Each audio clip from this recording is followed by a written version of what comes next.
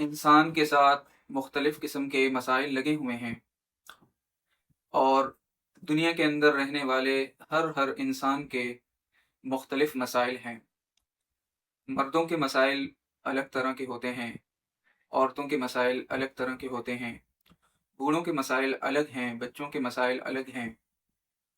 Set الگ قسم کے مسائل لے کر بیٹھا ہوا ہے، ملازم الگ قسم کے مسائل لے کر بیٹھا ہوا ہے، تاجر کے مسائل الگ ہیں، مزدور کے مسائل الگ ہیں، بڑے بزنس مین کے مسائل الگ ہیں، سیاستدان کے مسائل الگ ہیں، وزیروں کے مسائل الگ ہیں، مشیروں کے مسائل الگ ہیں۔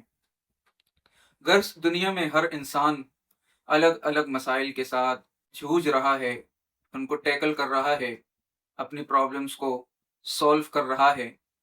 لیکن ایک مسئلہ دنیا کے اندر ایسا ہے کہ جس سے دنیا میں پیدا ہونے والے ہر انسان کو واسطہ پڑنا ہے۔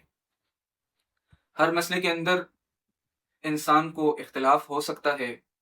ایک بندہ کہتا ہے کہ یہ مسئلہ میری طرف تو ایسا ہے اور میں اس سے اختلاف کرتا ہوں، دوسرا کہتا ہے نہیں بھائی میں اس مسئلے کو مانتا ہوں۔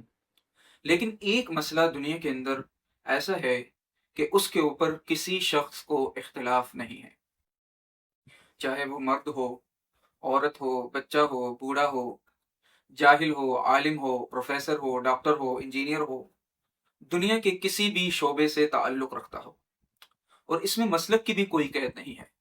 مسلمان ہو تب بھی وہ اس مسئلے کو مانتا ہے، غیر مسلم ہو، مشرک ہو، مرتد ہو، زندیق ہو، عیسائی ہو، یہودی ہو، دنیا کے کسی بھی مذہب مسلک سے اس کا تعلق ہو، لیکن اس مسئلے میں اس کا کوئی اختلاف نہیں ہے۔